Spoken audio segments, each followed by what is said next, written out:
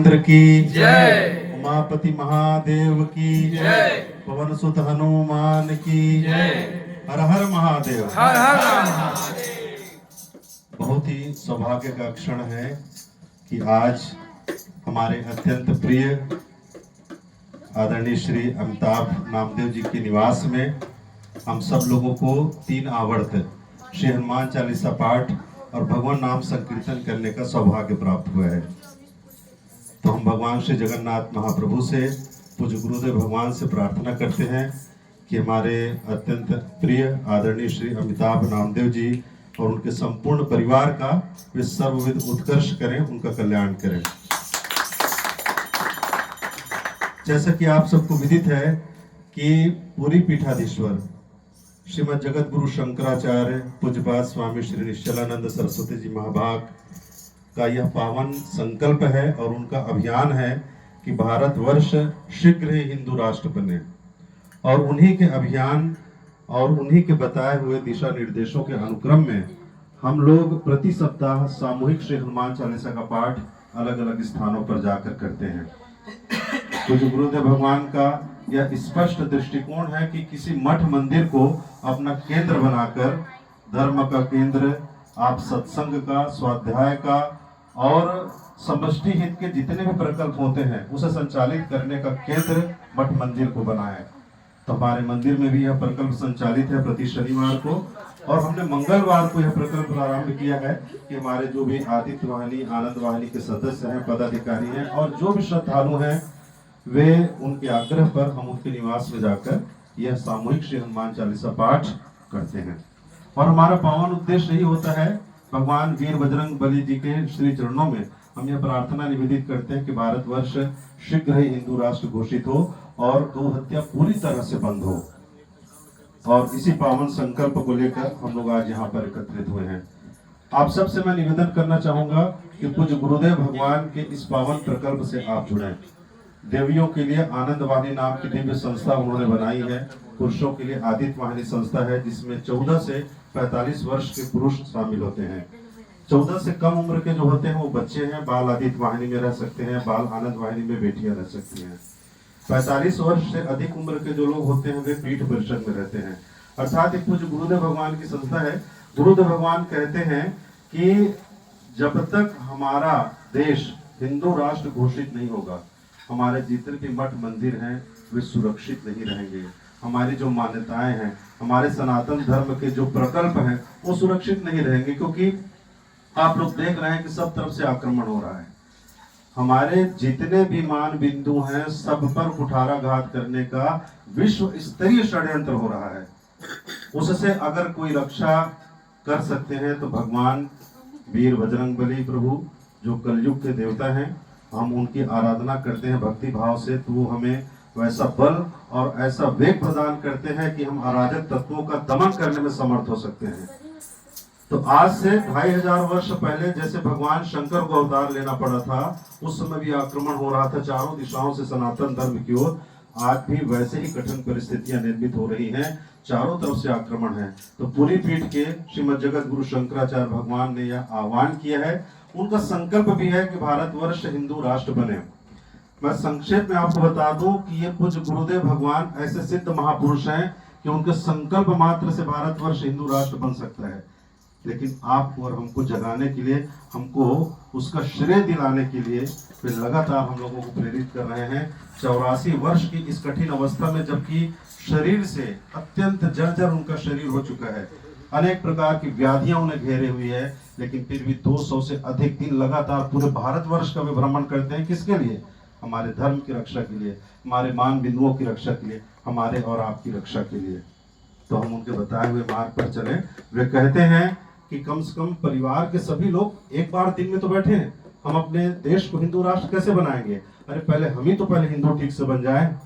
हम अपने बच्चों को तो हिंदू धर्म में आस्थानित बना करके रख सकें। हमारे बच्चे यदि आज प्रश्न करते हैं कि हम पूजा क्यों करते हैं, ये भगवान की आराधना क्यों करते हैं, आरती करने से क्या होगा, ये स्वस्तिक बनाने से क्या लाभ है, ये शुभ लाभ लिखने का क्या मत है, 1000 प्रश्न बच्चे कर सकते हैं। क्या आप उसको उत्तर देने के लिए सक्षम हैं? हमारी किसी भी प्रक्रिया, किसी भी प्रकल्प का उत्तर देने के लिए हम सक्षम नहीं हैं, क्योंकि हमने तो न तो वो पढ़ा है, न हमने जाना है, न हमारे स्कूलों में वो सिखाया गया है, न हमारे घर के बड़े बुजुर्गों ने वो बतलाया है। क्यों? क्योंकि उन्हें भी वैसी शिक्षा नहीं मिली है।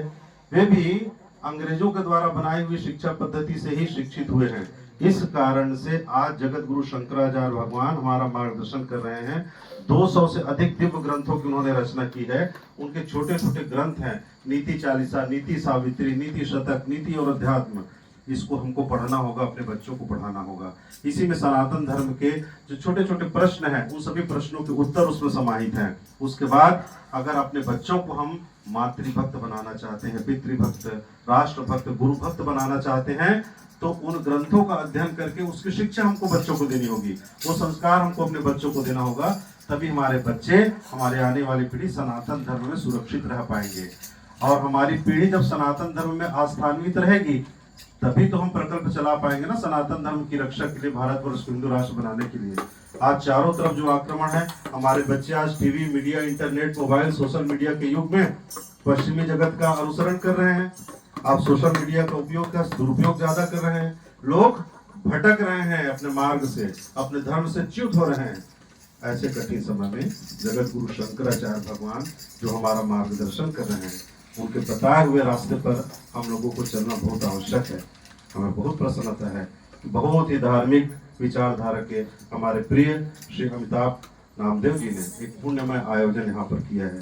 मैं बताना चाहूँगा कि भगवान श्री हनुमान जी की भक्ति में 3 आवर्त जो हमने श्री हनुमान चालीसा का पाठ किया है, भगवान नाम संकीर्तन किया है, उसके जो परमाणु है पूरे वातावरण को आज वो शुद्ध कर दिए, यहाँ पर के आसपास के वातावरण को। और दूसरी बात मैं बता दूं, हमारे गुरुदेव की ये शब्द है, उनकी वाणी है कि कोई भी शब्द निरर्थक नहीं होता है।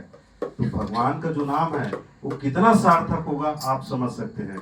एक बार हम किसी शब्द का उच्चारण करते हैं, चाहे वो अच्छा शब्द हो चाहे बुरा शब्द हो, वो आदित्य मंडल में जाकर अब तैरते रहता है, उचित समय आकर अपना प्रभाव छोड़ देता है।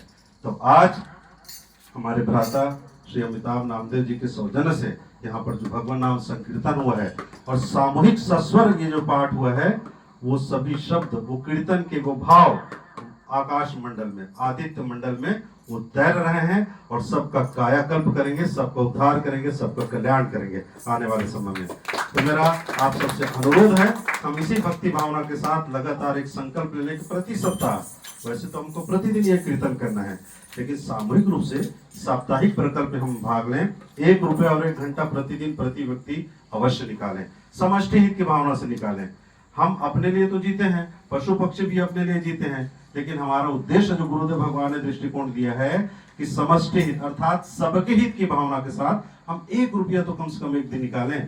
और हम नहीं, अपने बच्चे के हाथ से 1 रुपया निकलवा दें, तो बच्चे में दानशीलता का भाव आएगा।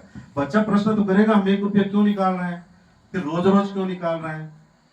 तो आप उसको उत्तर सहज रूप से दे सकते हैं कि हमारी आय में कुछ अंश जो है उस पर हमारा अधिकार नहीं रहता, उस पर सबका अधिकार रहता है। हम अपनी आमदनी में से कुछ भाग सबके कल्याण के लिए निकालें। तो 1 रुपया जब बच्चा निकालेगा तो परमार्थ के लिए उसको प्रेरणा मिलेगी कि हमारा जीवन केवल अपने धन मान के लिए नहीं है, अपने प्राण और परिजन के लिए नहीं है, ये सब के लिए है। ये संस्कार हमको बचपन से देना होगा। तो बच्चे के हाथ से प्रतिदिन आप 1 रुपया निकलवाइए, और उसके बाद उसको हम मांग नहीं रहे, उसे हम अपनी संस्था में रखें और अपने क्षेत्र को सुशिक्षित और सुसंस्कृत बनाने में उसको उपयोग और विनियोग करें। जो जरूरतमंद है, जिसे शिक्षा की आवश्यकता है, जिसे स्वास्थ्य की आवश्यकता है, जिसे अन्य प्रकार के सहयोग की आवश्यकता है, या हमारे प्रकल्पों के संचालन की आवश्यकता है, उसके लिए हम उस रुपए का उपयोग और विनियोग करें। तो 1 रुपया और 1 घंटा, 1 घंटा का हम श्रम दान किसी भी रूप में कर सकते हैं, चाहे मठ मंदिर की स्वच्छता या सुरक्षा के विषय में हो, चाहे चिकित्सालय की हो, चाहे विद्यालय की हो, आसपास के परिवेश की हो, उसमें सेवा कार्य करने के माध्यम से। कुछ भी नहीं तो हम पढ़े लिखे हैं तो 4 लोगों को बैठकर घंटा 2 घंटा पढ़ाने का ही काम कर दें, क्योंकि भगवान ने और हमारे बड़े बुजुर्गों ने जो शिक्षा और संस्कार हमको दिया है, हम कम से कम अपने आने वाली पीढ़ी को हस्तांतरित तो करें, ताकि वो बच्चे सुशिक्षित और सुसंस्कृत हो सके, अपने सनातन धर्म में आस्थान्वित रह सके। इन्हीं बातों के साथ मैं अपनी वाणी को विराम देना चाहता हूँ। बोले श्रीमद् जगत गुरु शंकराचार्य भगवान की जी जय।